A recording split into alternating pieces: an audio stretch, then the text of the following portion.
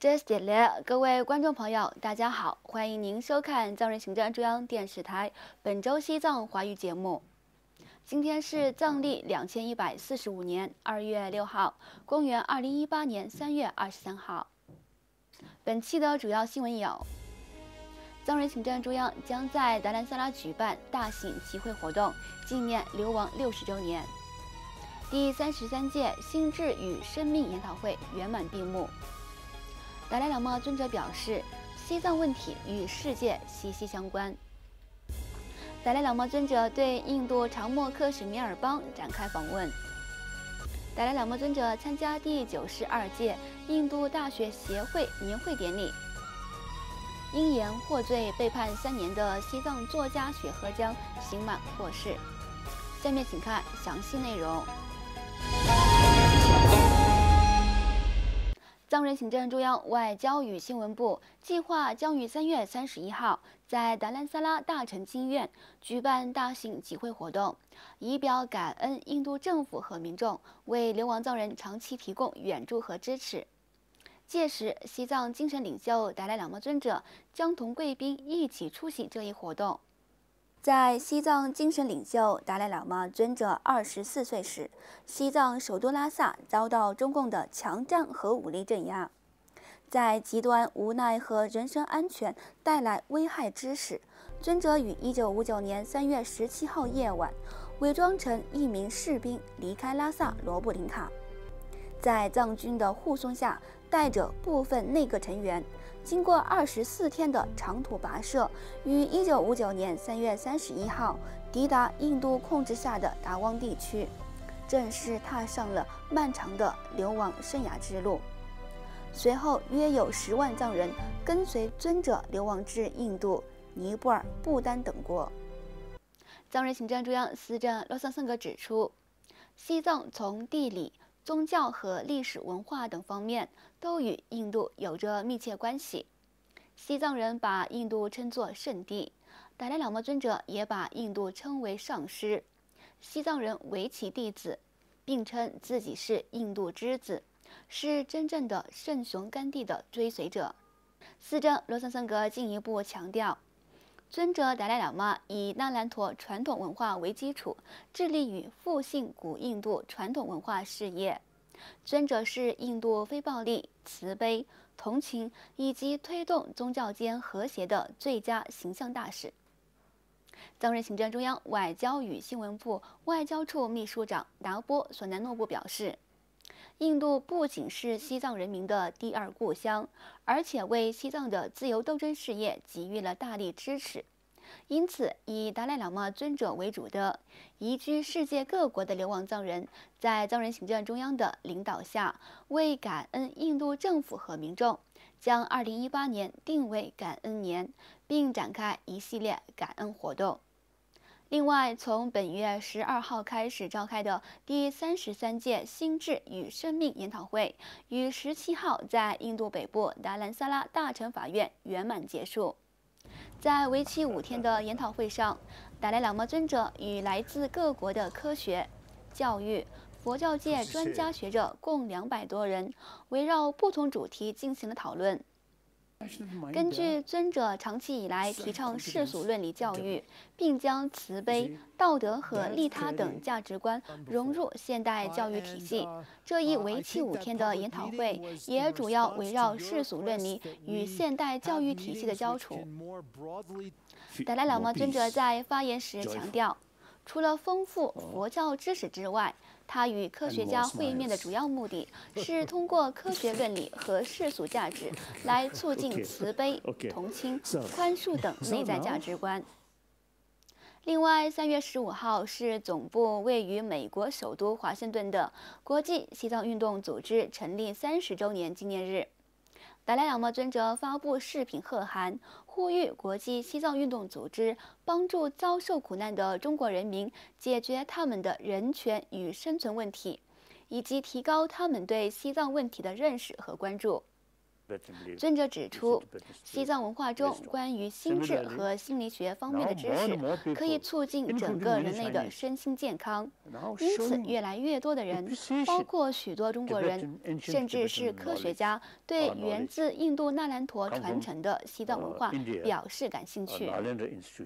就那兰陀传承而言，西藏文化可以对佛教徒提供最佳知识。而且对非佛教徒而言，作为人类兄弟姐妹，西藏文化也可以有助于心理和逻辑学方面的研究。虽然这些信息来自佛教，但佛教本身就是一门学科。就像我通常谈论的，人类需要身体卫生一样，我们也需要思想卫生，以便使自己成为一个心平气和、快乐的人。而思想清洁就需要藏传佛教，因此保存西藏文化显得非常重要。西藏的文化不仅古老精深，而且与当今世界息息相关。最后，尊者表示，国际西藏运动组织在30年以来，真诚地表达了对西藏自由事业的支持。我总是说，支持西藏自由事业者不是亲西藏，而是亲正义。因此，国际西藏运动组织长期以来的工作经验，对于正在经历苦难的中国人来说，也能够提供某种帮助。passing through difficult sorrows in their life. 此外，达赖喇嘛尊者于3月17号离开达兰萨拉，前往印度长莫克什米尔邦进行为期1天的访问。3月18号，达赖喇嘛尊者应邀出席了在印度长莫克什米尔邦中央大学召开的会议。尊者向该校师生在内的几百人发表了演讲，赞扬印度秉持拥有数千年历史的世俗道德观、非暴力和宗教和谐的传统。达赖喇嘛尊者在发言时表示：“我从未上过现代大学，我们的知识都来自印度，因此印度是我们藏人的老师，我们是他可靠的学生。”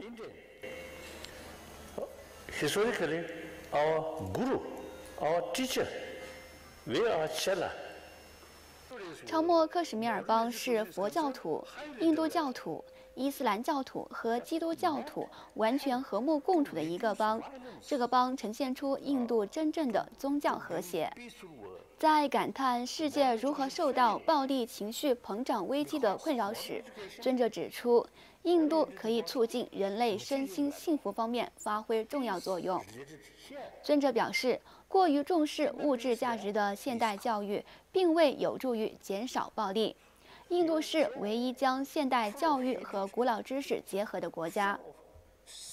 尊者补充说，现代知识赋予我们身体上的舒适感，但古印度的知识向我们提供内在的舒适与平和。我们可以将两者结合起来，为人类做出更多的贡献。因此，古印度知识在当今世界显得非常重要。India really have great potential. 达赖喇嘛尊者还强调，古印度的知识必须在印度得到复兴，因为它不仅是古老的，也与当今世界息息相关。在结束对长莫克什米尔邦的访问行程后，尊者于3月21号在佛教圣地瓦拉纳西展开2天的访问行程，随后返回了达兰萨拉。与此同时，3月19号，达赖喇嘛尊者参加了在印度瓦拉纳西中央高等学院举办的第92届印度大学协会年会典礼。此次为期3天的印度大学协会年会大会由瓦拉纳西中央高等学院主办。此次年会以创新、创业和颠覆性技术时代的高等教育重点放在瓦解中的人类价值观上为主题。印度大学协会校长谢尔玛先生、该协会秘书长卡尔玛教授、爱德大学副教授舒克拉等多位外国教授和顶尖学者参加了会议。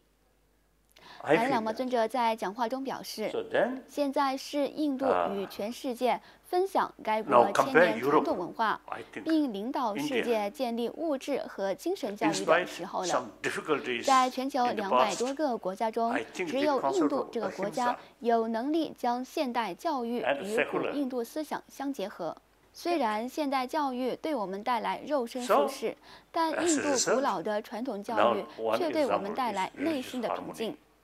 我认为佛陀是古印度文化的 According 倡 in 导 the 者。 concept of 印度拥有 versus the 超过 secular, 3000年的文化 we 遗产。 respect 历 all 史上， religions 印度产生了许 and 多 also 思想家 respect 和非暴力 non-believer, 传教士。 as I mentioned 印度 there. 人民对此应该感到 So 自 these 豪， are, 并立志 I think, 恢复这一 wonderful. 古老智慧，为现代人类利益 over 服务。 1,000 years. 此外，2016年被青海黄南州中级人民法院以煽动民族分裂罪判处3年有期徒刑的甘肃省甘南州夏河县知名作家朱洛，笔名雪河江，于本周一3月19号刑满获释。原甘肃省兰州西北民族大学应届毕业生朱洛，笔名雪河江，和扎西热丹，笔名铁让，于2010年4月6号从学校被当局拘捕。当时两人担任藏文文学刊物《夏冬日》的编辑。他们的被捕与撰写涉及2008年西藏抗议事件的文章有关。同时，他们也被当局指控涉嫌同境外知识分子保持联系，煽动民族分裂。其中，雪河江以保取候审名义于2010年5月8号获释，但在被拘押的1个月期间，身心受到不同程度的折磨，导致智力衰退。而铁让在2011年6月被当局以煽动分裂国家罪判处4年有期徒刑。2014年3月29号从四川省绵阳监狱刑满获释。雪河江2015年3月19号再度被警方拘捕，2016年2月17号被青海黄南州中级人民法院以煽动民族分裂罪判处3年有期徒刑后，于本周一3月19号刑满获释。观众朋友，藏人行政中央电视台本周西藏华语节目就到此结束了，感谢您的收看，我们下周同一时间再会，祝你有个美好的周末。